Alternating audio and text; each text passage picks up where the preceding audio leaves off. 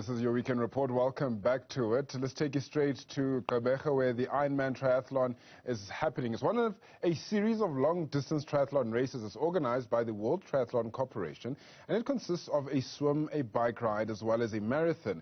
It's widely considered one of the most difficult, most grueling one-day sporting events in the world, and it's back in the Bay today, which with the Isuzu race, which is seen as the opening event for Ironman South Africa. Now, our reporter, Sipha Kema, she joins us from Gqeberha. Sipha, very good morning to you once again. I see you are closer to the water now. I'm hoping you're not going to be the one getting in, but tell us what's happening there.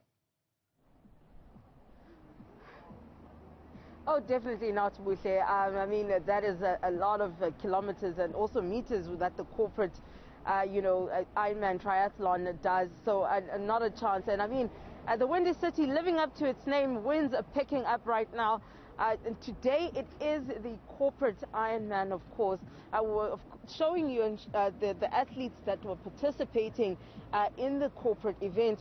But I just want to also show you, Bushe. Now we're talking about Ironman, and as you mentioned, it is quite intense and a grueling sporting event.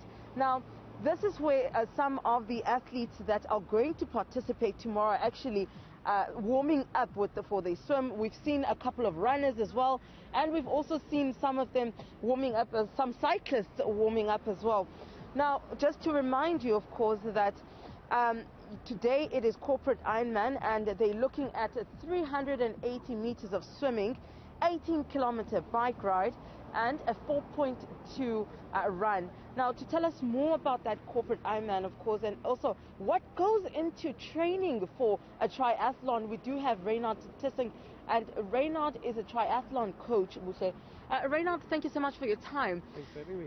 I think let's start by how intense the training must be in order for one to take part in this triathlon, more specifically Ironman. Yeah, definitely. Look, most people participate in a single sport, be it cycling, running or swimming. So to balance all three, it can be quite tricky. And remember, not everybody has all day to train. So, trying to find that time to balance with family and work commitments is very tricky for a lot of people. So to do a triathlon takes a lot of commitment, it takes a lot of self-discipline, and obviously a lot of sacrifice as well, not only for the participants, but for the families and that they're involved as well. So, to get out there and enjoy the amazing facilities that we have here in Port Elizabeth, obviously, we are extremely blessed, and, guys really appreciate the time that people sacrifice to be able to come and do this. Now, of course, Reynard, this is a world event. I mean, you have international athletes coming into Gqeberha to take part in Ironman. Now, looking at the time it takes to actually, be physically ready and have the physical and mental ability to actually finish the race, what goes into it, and how long should one actually anticipate to train for? It varies. Some people just want to complete the event.